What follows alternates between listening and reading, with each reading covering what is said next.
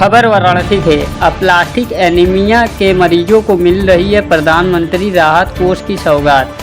Aplastic anaemia बीमारी के काफ़ी मरीज डॉक्टर ए.के. द्विवेदी की होम्योपैथिक चिकित्सा से ठीक होकर अब सामान्य जीवन जी रहे हैं। देखिए वाराणसी से हमारे संवाददाता ओम प्रकाश पटेल की रिपोर्ट। मैं doctor A K. Dwivedi, member scientific advisory board, केंद्रीय होम्योपैथिक अनुसंधान परिषद, आयुष मंत्रालय, भारत सरकार। अप्लास्टिक एनीमिया बीमारी के बारे में आज बता रहे थे आप। अप्लास्टिक एनीमिया बहुत ही गंभीर बीमारी है। ये बोन मैरो की खराबी के कारण होता है। हमारे शरीर में जो बोन मैरो होता है वो रक्त बनाता है, ब्लड बनाता है। ब्लड में 3 तरह की सेल होती है, आरबीसी, डब्ल्यूबीसी और प्लेटलेट। लोग साधारण भाषा में एनीमिया को केवल इतना जानते हैं कि हीमोग्लोबिन की कमी। जिनको अप्लास्टिक एनीमिया हो जाता है उनके शरीर में हीमोग्लोबिन कम हो जाता है, प्लेटलेट्स कम हो जाता है, आरबीसी कम हो जाता है, डब्ल्यूबीसी कम हो जाता है। जब तीनों सेल्स कम हो जाता है तो उसको पैनसाइटोपेनिया बोलते हैं। ये बोन मैरो की अत्यंत गंभीर तरह की बीमारी होती है। इसमें मरीज को बार बार ब्लड और प्लेटलेट्स लगाना पड़ता है। अगर शरीर में खून नहीं रहेगा तो शरीर काम नहीं कर पाएगा।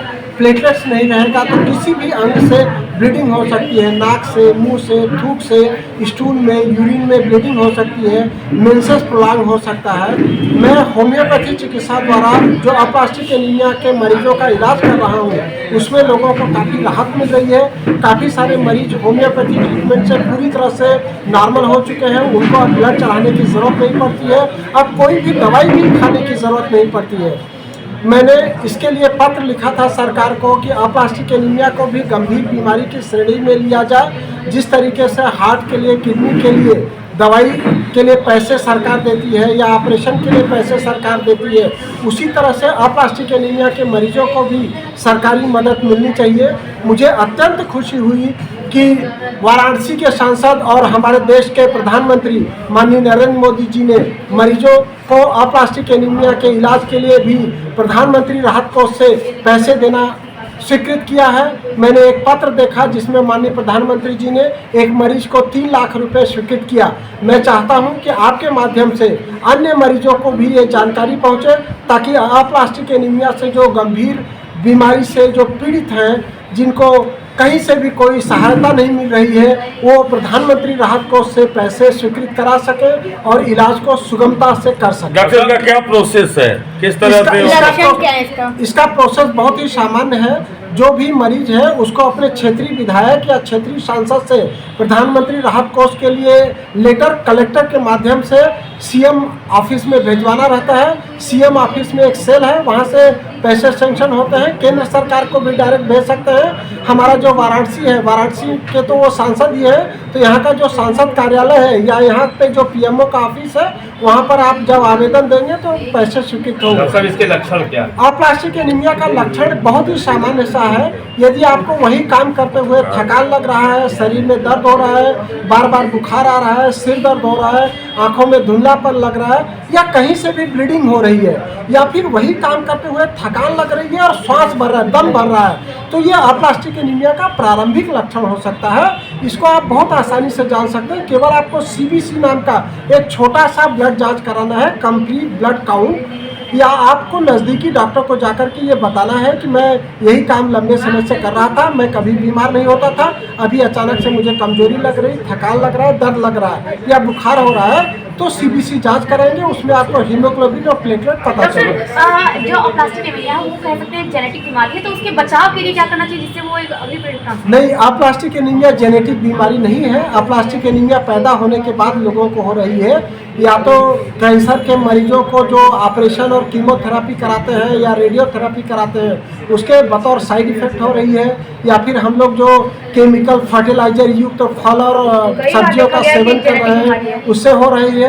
जेनेटिक बीमारी कम लोगों में ही देखने को मिल रही है। मैं 27 साल से इस बीमारी पे काम कर रहा हूँ, तो आप ये मान लीजिए कि हर साल मैं 1500-1700 नए मरीज देखता हूँ। जेनेटिक बीमारी का परसेंटेज बहुत कम है, बाद में होने वाली समस्या ये ज़्यादा है और काफ़ी सारे मरीज पूरी तरह से ठीक हो चुके हैं। इसका मतलब है कि जेनेटिक नहीं है। जेनेटिक जो बीमारियाँ होती हैं वो पूरी तरह से ठीक नहीं होती। एलोपैथ में विकल्प इसका है या होम्योपैथी? बहुत अच्छा, एलोपैथी में भी अच्छा विकल्प है। एटीजी ट्रीटमेंट लोग कराते हैं। अच्छे जो बड़े अस्पताल में है वहाँ पे एटीजी ट्रीटमेंट होता है, बोन मैरो ट्रांसप्लांट होता है।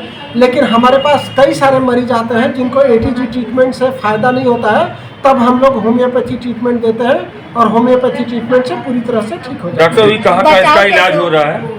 बचाव कैसे कर सकते हैं इससे? बचाव बहुत ही साधारण है। हमारे घर में जो खाद्य पदार्थ हैं जैसे चना है, गुड़ है, पालक है, अंजीर है, अनार है, एप्पल है, ये सब का खाने में ज़्यादा सेवन करना है। अभी गर्मी का सीजन है, हमारे यहाँ वाटरमेलन खूब सारा आ रहा है, लोगों को वाटरमेलन का जूस पीना चाहिए। सत्तू आ रहा है, सत्तू गुड़ खाएं, उससे बढ़ेगा। कहने का मतलब ये है कि प्रोटीन और आयरन का प्रॉपर कॉम्बिनेशन में हमको फूड लेना है। आंवले का मुरब्बा खा सकते हैं, आंवला का कैंडी खा सकते हैं। विटामिन सी भी चाहिए, कैल्शियम, विटामिन सी, आयरन और प्रोटीन।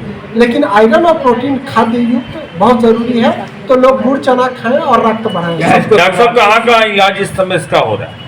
पूरे देश में इलाज हो रहा है, सभी एम्स में होता है, पीजीआई में होता है, वाराणसी में बीएचयू में भी किया जाता है। जिनके नज़दीक में जो अस्पताल है लोग सबसे पहले वही जाते हैं। शुरुआती दौर में इसको रोका जा सकता है क्या? शुरुआती दौर में बिल्कुल रोका जा सकता है। यदि आपका हीमोग्लोबिन 6 ग्राम 8 ग्राम है तो उसके लिए इलाज सरल है, लेकिन जब हमारे पास लोग पहुंचते हैं तो उनका हीमोग्लोबिन 2 ग्राम 3 ग्राम % हो जाता है, जबकि नॉर्मल हीमोग्लोबिन 13 ग्राम 15 ग्राम % रहना चाहिए।